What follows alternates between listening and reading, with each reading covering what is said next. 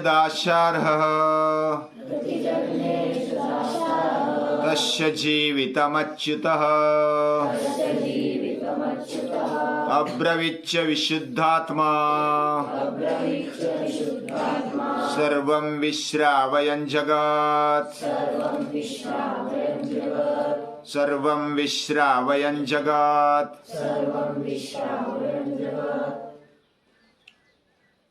युद्ध में, महाभारत के युद्ध में द्रोणाचार्य धृष्टद्युम्न के हाथों मारे गए। धृष्टद्युम्न का जन्म ही इसलिए हुआ था, यानी राजा द्रुपद ने यज्ञ किया, यज्ञ में द्रौपदी और धृष्टद्युम्न दोनों निर्माण हुए, ऐसी कहानी है। और जब द्रोणाचार्य का वध हो जाता है तो अश्वत्थामा उनका पुत्र बहुत ही चिढ़ जाता है। ऐसा छल कपट करके पांडवों ने मेरे पिताजी को मारा, भरे युद्ध में बिना शस्त्र त्याग दिया था। और उस समय धृष्टद्युम्न ने तलवार लेकर उनका मस्तक उड़ाया। और ये बहुत ही घृणास्पद और अन्याय ऐसा कृत्य है, ऐसा सोचकर अश्वत्थामा चिढ़ जाता है। लेकिन जब तक चांस नहीं मिलता तब तक वह कुछ नहीं कर पाया। उस युद्ध में बाद में फिर द्रोणाचार्य के बाद कर्ण सेनापति बन जाते हैं। कर्ण सेनापति बनने के बावजूद भी वैसे पांडवों का विजय रथ जारी रहा। कर्ण ने भी घमासान लड़ाई की, यानी 10 दिन भीष्माचार्य के, 5 दिन द्रोणाचार्य के, 2 दिन कर्ण ने लड़ाई की सेनापति पद में बैठते हुए। और उसके बाद शल्य बन जाते हैं सेनापति। शल्य भी मारे गए, कर्ण भी मारा गया। उसके बाद कौन सेनापति रहेगा? पूरे सैन्य तितर बितर हो गया।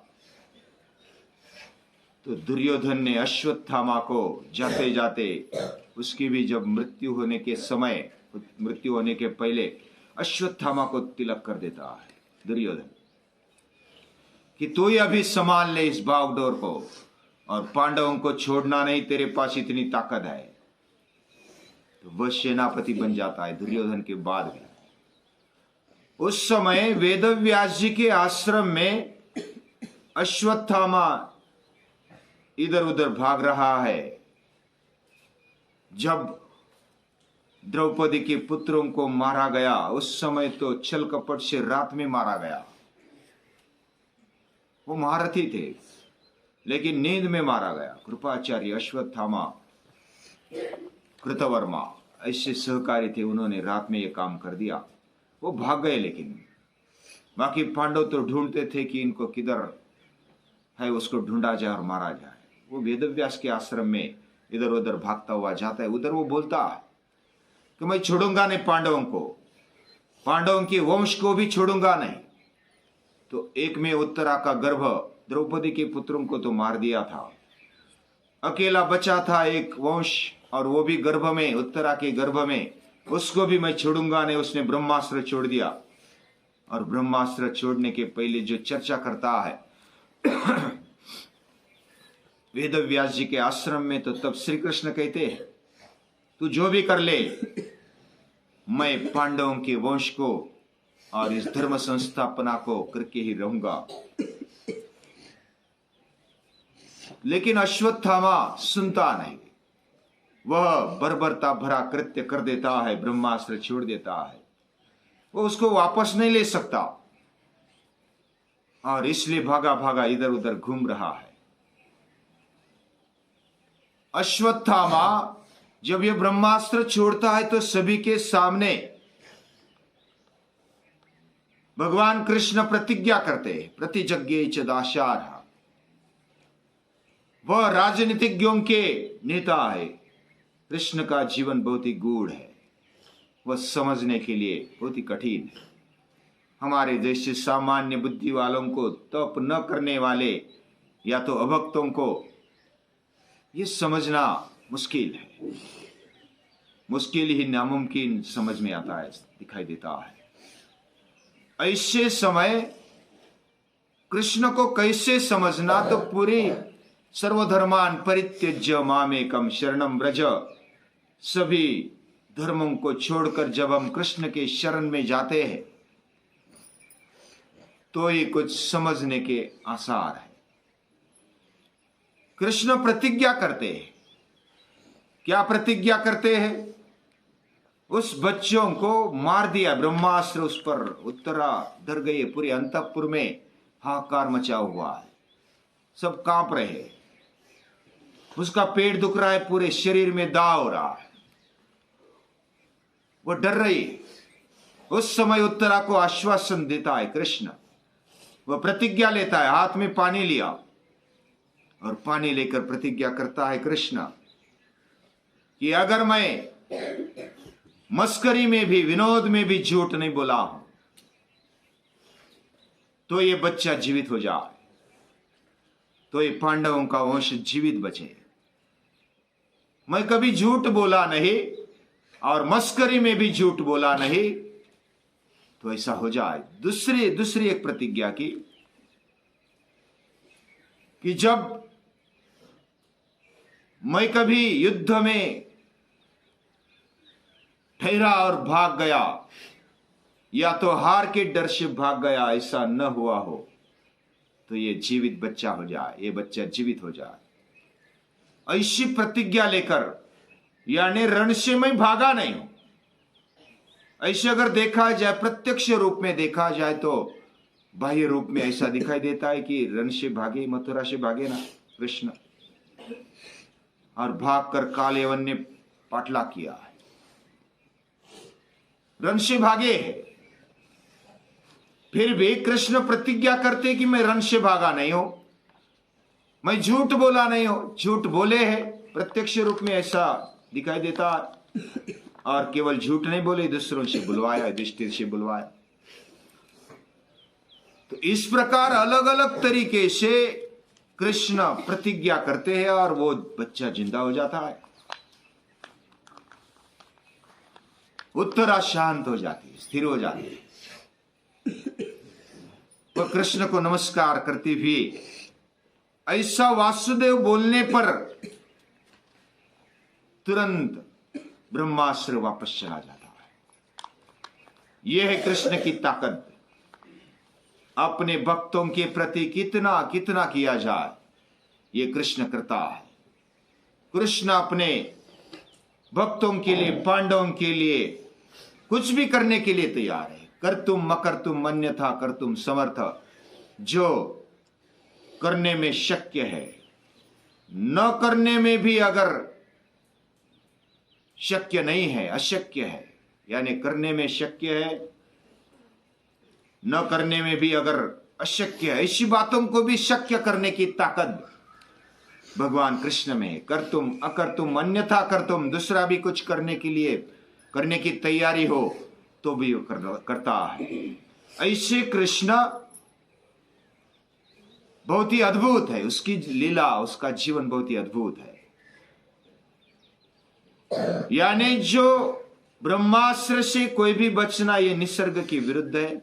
कोई अनुभाव से बच सकता है, लेकिन जैसे उस समय का ये अनुभव है, ब्रह्मास्त्र छोड़ा मतलब उसके सामने कोई पूरी पृथ्वी नष्ट हो जाएगी। जिधर भी छोड़ा है वो तो छूटेगा नहीं, नष्ट हो जाएगा।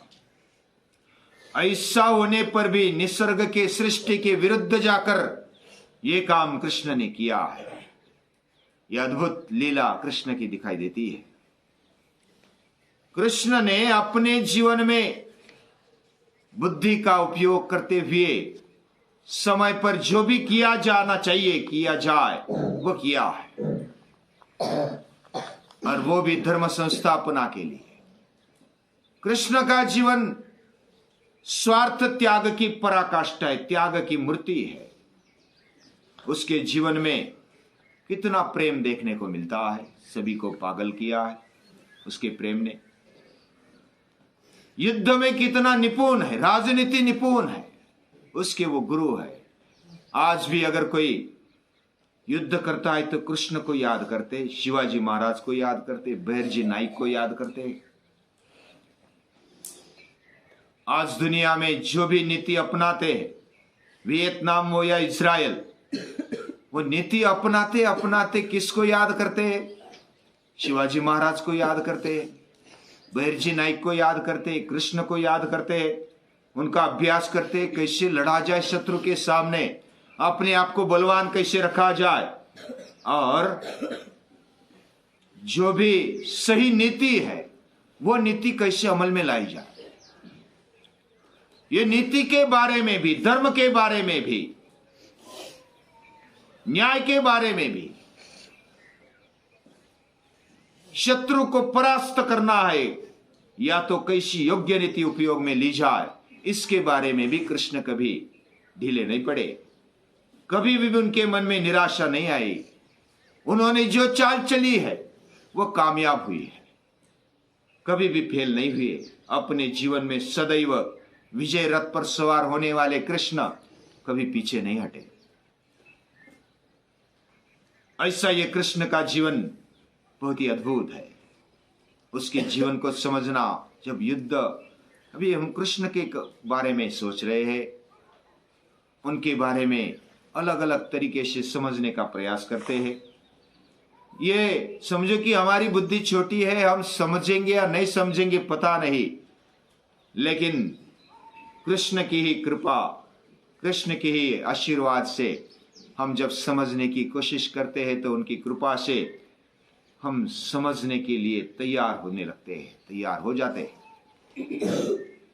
हमारा जीवन ये उसी सुपर पावर की देन है।